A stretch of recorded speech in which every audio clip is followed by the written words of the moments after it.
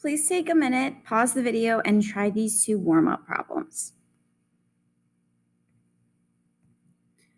So hopefully you tried these, and remember, anytime I'm asking you to evaluate, you're plugging in this case, -2 in for x. So there's two different spots you're plugging that into, and we simplified it down to 5/2. In number 2, remember domain deals with the x values. Because I see arrows on either side of the graph, I know that I'm going to be extending in either direction for both domain as well as the range, which is why it's going from -infinity to +infinity. In part C, remember when they say f of -3, -3 is your x value. So I go over to -3 on the x-axis, happens to then me, I have to find the y. Well, that's at -3 as well. So then part D, find x, they are giving me the y. So you go to +2 on the y-axis, and over here at +1 is where the x is taking place. So today we are moving on to section 2.2. This is more functions on more on functions and their graphs. So today we're going to find and simplify a function's difference quotients, as well as understand and use piecewise functions. Functions and difference quotients. So later on in this chapter, we're going to be studying the average rate of change of a function. A ratio, called the difference quotient, plays an important role in understanding the rate at which functions change. So here is our definition. F of x plus h minus f of x all over h is the definition for the difference quotient. Obviously, we do not want h to equal 0 because we cannot divide by 0. All right, so let's say I had the function f of x equals -2x squared plus x plus 5. We want to find and simplify the following. So we're going to start with what we did in our last section. I'm giving us f of x plus h to evaluate. So that means that x plus h is going to go and be substituted in for wherever I see x in the function. So let's do that. So we're going to have -2. Then in parentheses, I'm going to substitute in the x plus h into the x. Then that has to get squared. Plus, then I'm going to substitute in the x plus h for the second x. And then I'm going to add 5. Anytime I'm squaring something, we have to recognize that we are really multiplying it by itself. I can really drop the parentheses in the second term here just because there is nothing to distribute the x plus h to. So then now this is kind of up to you as far as how you want to multiply out the first term. I usually will leave the number and I will multiply out the two binomials first. So x times x is x squared, x times h is an xh. Then we have h times x, which is another xh. And then h times h is h squared. Now I can go ahead and I can combine my like terms as well as distribute the -2. So -2 times x squared is -2x squared. Notice that those two terms turn into a 2xh. And then if I distribute a -2 to it, I'll have a -4xh. -2 times h squared is -2h squared. And then we still have this plus x plus h plus 5. Doesn't look like we have any like terms, so as of right now, that is as simplified as we can get. All right, so now that we have that, notice that what I had us evaluate was a portion of that formula or that we just talked about. So now we're using the exact same function, but I actually want to do this difference quotient. So if you remember, we just did this. We just did that in part A. So if I can remember what that was -2x squared minus 4xh minus 2h squared plus x plus h plus 5. Okay, so that was already done in part A. Okay, however, if part A didn't really exist and we were just to do that definition, well, that's how we would go about it. However, now we have to finish out the rest of this quotient difference. So notice that the second half of the numerator wants us to subtract the function f of x. So now I'm going to subtract, but now in parentheses, I'm going to substitute in the whole entire f of x down here. So that's why I had to have parentheses, because I'm subtracting 3 different terms in this case. So I want to subtract a negative 2x squared plus x plus 5.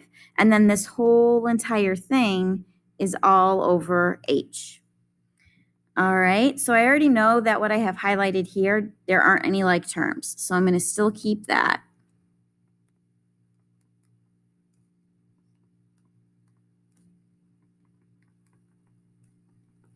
However, now I'm going to distribute the negative to those 3 terms. So negative times negative 2x x squared is going to be a positive 2x squared.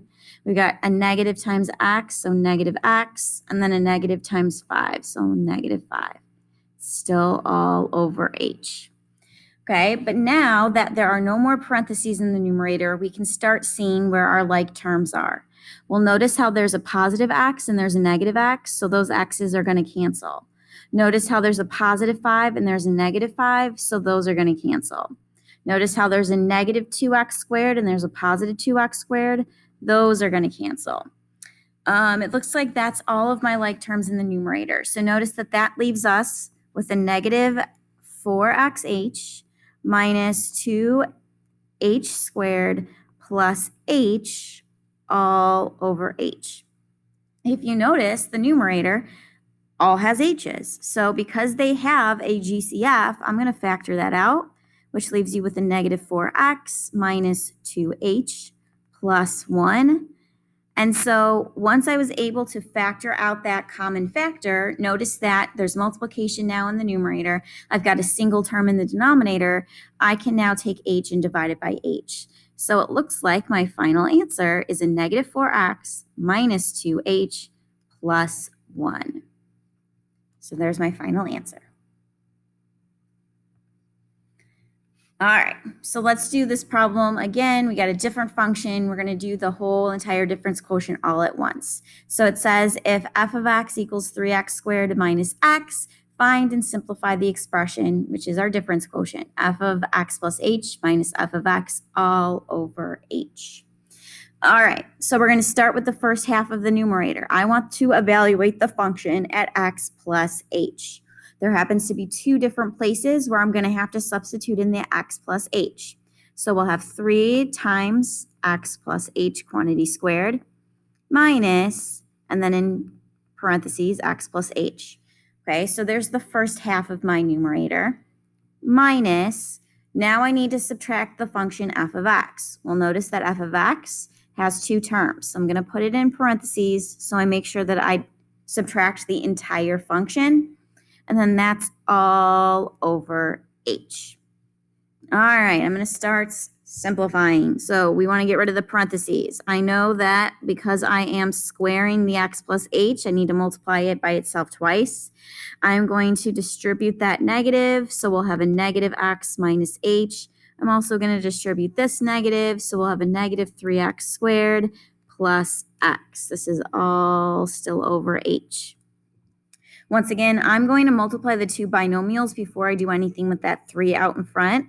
So we'll have x times x, which is x squared, x times h, then we'll have another x times h, so we'll really have 2 xh's, and then h times h is h squared.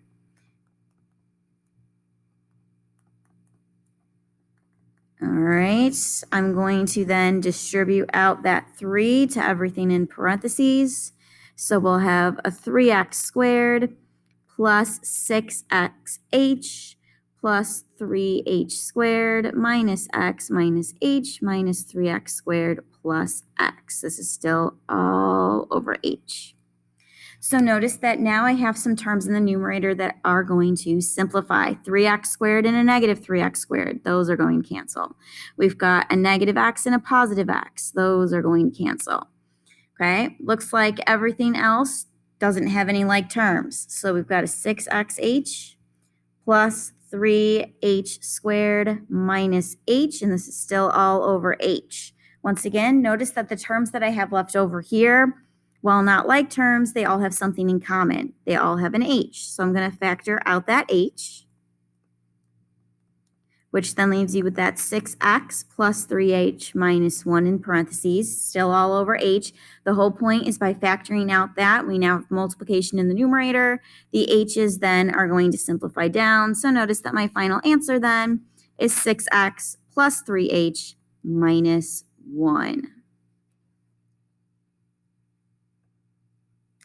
So I'm going to ask that you pause the video, see if you can now simplify the function. We've got 3x squared minus 11, but I want to use it with the expression f of x plus h minus f of x all over h.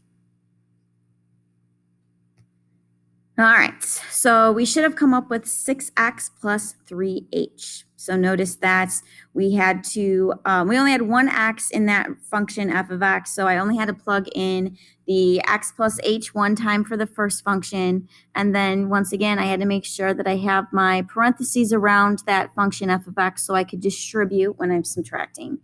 We had some like terms in the numerator that simplified out, and then I took out that GCF, which allowed us to get rid of that denominator. Let's talk about piecewise functions. A function that is defined by two or more equations over a specific domain is called a piecewise function. So remember, domain is dealing with our x values. A piecewise function looks something like this. So now the function is called c of t. So technically, we've had in the past like f of x. So remember, x is our domain.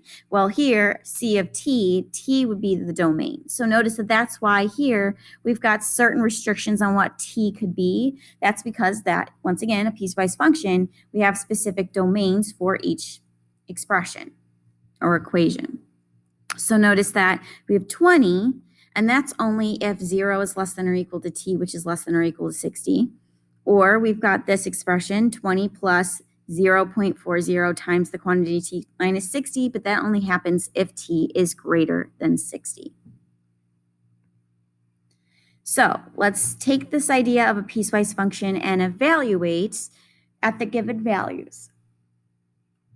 So my piecewise function is f of x equals x plus 2, but that's only if x is less than 2, and 2x plus 1, but that's if x is greater than or equal to 2.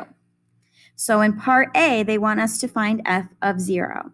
So remember, 0 is representing my value for x. So I have to determine what domain does 0 fall in. Does it fall in x being less than 2, or does it fall in x being greater than or equal to 2? Well, hopefully we're all okay with 0 being less than 2. So that means I only need to look at the expression x plus 2. I'll substitute in 0 for x. So 0 plus 2 is going to give me my answer. My answer is 2. If f of 2 is what we want to evaluate, x is 2, I have to look at my domain, determine which one of those I'm going to be looking at. Well, the bottom there says x is greater than or equal to 2. Since x is 2, it's equal. So I want to look at the expression of 2x plus 1. So we're going to substitute 2 in for x there. So we'll have 2 times 2 plus 1. Well, 2 times 2 is 4. 4 plus 1 is going to give us an answer. F of 2 equals 5. In part C, if I have f of 4, 4 is greater than or equal to 2. So once again, we're looking at the bottom expression. So we'll have 2 times 4 plus 1. 2 times 4 is 8. 8 plus 1 is going to give us our answer to be 9. Okay, let's look at another one. So evaluating the piecewise function, we've got f of x equals x squared minus 4 all over x plus 1. That only happens if x does not equal negative 1.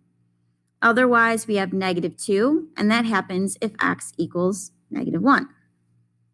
So in part A, we say f of negative 3. So negative 3 is x. Notice that the situation is that it either doesn't equal negative 1 or it does equal negative 1. Well, negative 3 does not equal negative 1. So that means we want to plug it into this first expression at the top. So we'll have negative 3 quantity squared minus 4 all over negative 3 plus 1. Well, negative 3 squared is 9 minus 4 all over negative 3 plus 1 is going to be negative 2. 9 minus 4 is going to give us 5. And 5 divided by negative 2 doesn't simplify down any further, so negative 5 halves would be my answer. Part B, we have x equals 0. Well, once again, 0 does not equal negative 1, so we go back to that top expression. So we'll have 0 quantity squared minus 4 all over 0 plus 1. 0 squared is 0. When I subtract 4, I'll have negative 4. 0 plus 1 is 1. Negative 4 divided by 1 will give us an answer to be negative 4. Part C, we have f of negative 1. Well, here, negative 1 does equal negative 1. Since that expression there is just a number, I have nothing to substitute negative 1 into. My answer is just that number, negative 2. So I would say pause the video, try this checkpoint problem evaluating the piecewise function.